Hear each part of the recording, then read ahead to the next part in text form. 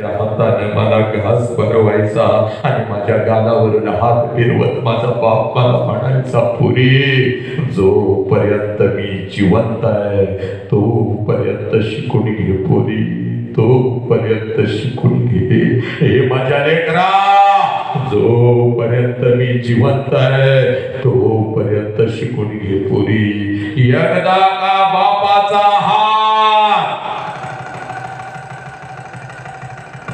एकदा का बापाचा हात या डोक्यावरून उठला, कोणी कोणाचं नसतं बघ पुरी, कोणी कोणाचं नसतं बघ. हे ज्याला बाप नाही त्याला काही नाही बघ पुरी, त्याला काही नाही बघ. हे ज्याला आई नाही त्याला काही नाही बघ. हे या लाखोच्या गर्दीमध्ये सगळी नाते आपल्या सोबत असतात पुरी, पण हक्काचा खांदा निघून जातो त्या खांद्यावरती आपलं डोकं टेकवावं आणि बडा बडा बडा बडा बडा बडा आपल्या वेदना आपल्या बापाला सांगाव्या. तो बापाचा खांदा निघून जातो पुरी.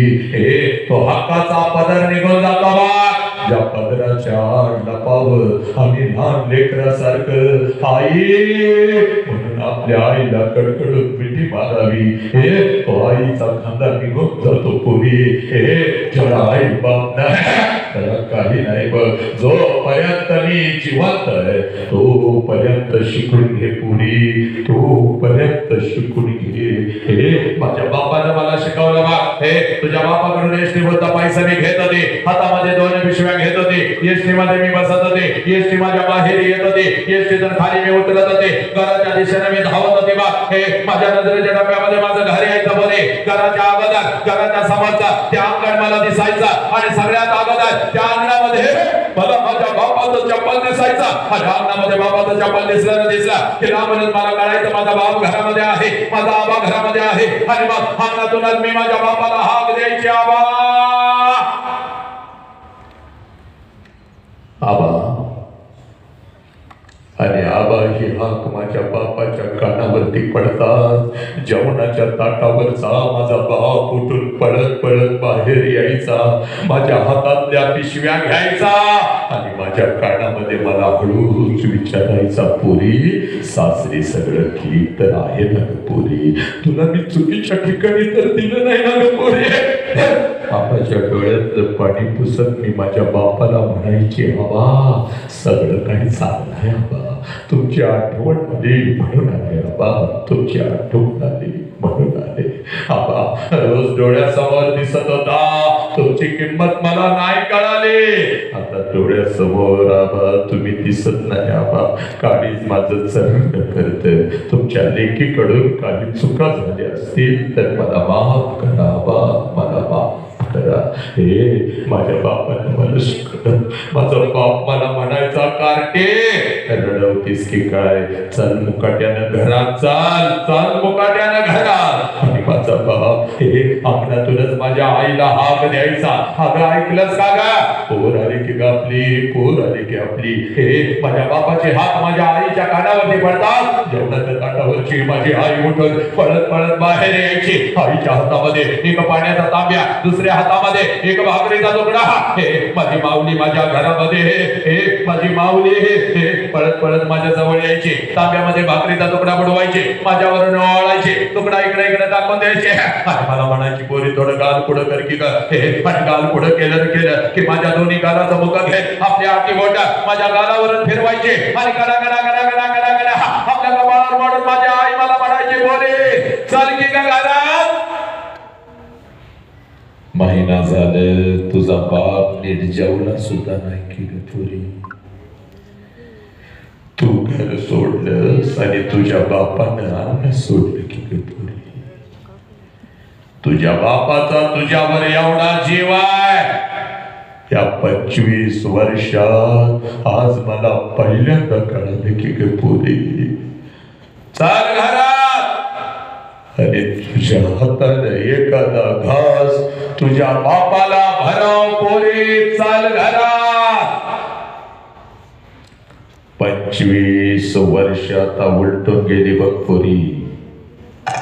हे 25 वर्षात उलटून गेली वाहक. आणि 25 वर्षानंतर जेव्हा मी आता माझ्या माहेरी जाते ना ग, घर तेच आहे, अंगण हे तेच आहे, पण त्या अंगणामध्ये आता मला माझ्या बापाचं चप्पल दिसत नाही पुरी. त्या अंगणामध्ये आता मला माझ्या बापाचं चप्पल दिसत नाही. अंगणातून जरी मी हाक दिली आबा, जेवणाच्या ताटावरचा माझा बाप उठून आता पळत बाहेर येत नाही पुरी. माझ्या हातातल्या पिशव्या आता माझा बाप घेत नाही पुरी. आणि माझ्या कानात आता मला हळूच विचारत नाही पुरी, कशी आहेस ग पुरी, पुरी कशी आहेस. हे अंगणातूनच माझा बाप आता माझ्या आईला हाक देत नाही. जेवणाच्या ताटावरची माझी आई उठून आता पळत बाहेर येत नाही पुरी. आईच्या हातातला तो पाण्याचा तांब्या आणि तो भाकरीचा तुकडा आता मला दिसत नाही पुरी.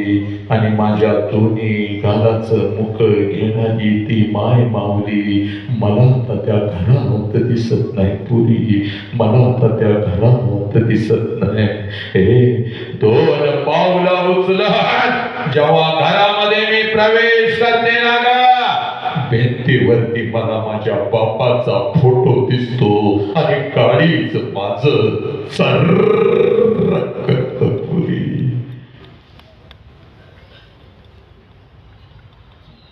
उठतो चालता नालाय.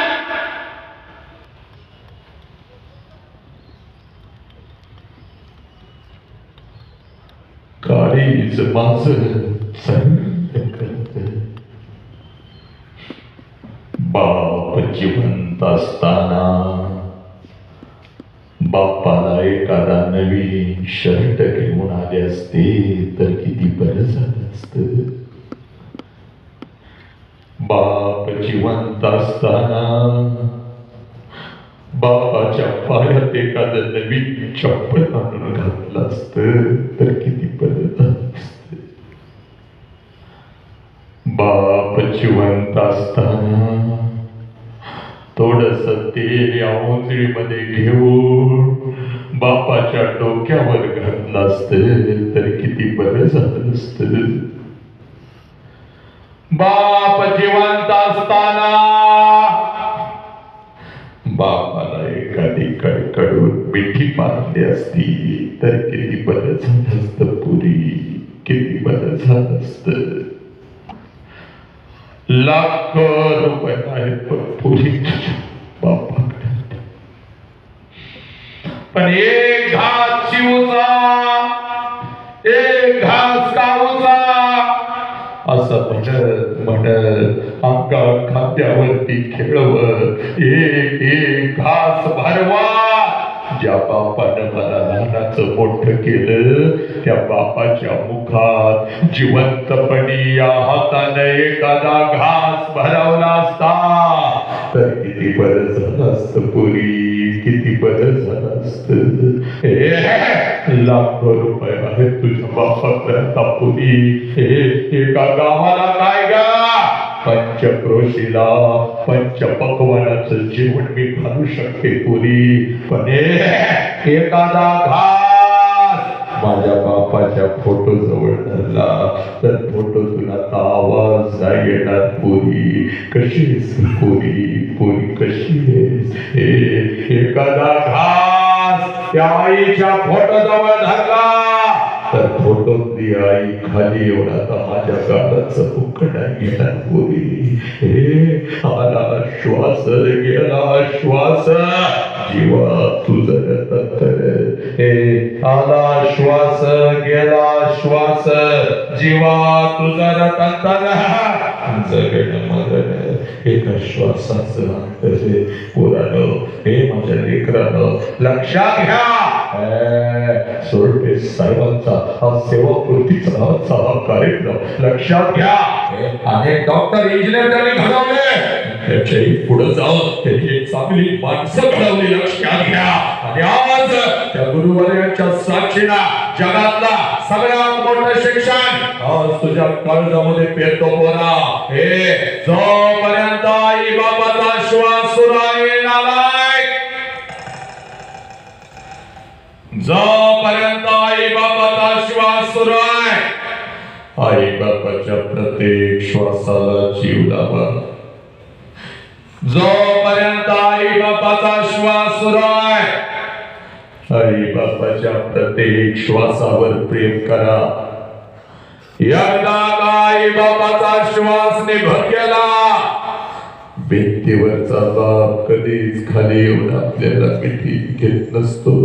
आणि भिंतीवरची आई कधीच आपल्या गालाचं मुख घेत नसती. हे उद्या डॉक्टर व्हाल, उद्या इंजिनियर व्हाल, उद्या वकील व्हाल, उद्या लाखो आणि करोडो रुपये कमवाल. ते लाखो आणि करोडो रुपये त्या तिरुपतीच्या चरणावर जरी तुम्ही ओतले पोरानो, ते लाखो आणि करोडो रुपये त्या शिर्डी साई बाबाच्या चरणावर जरी तुम्ही ओतले तर तो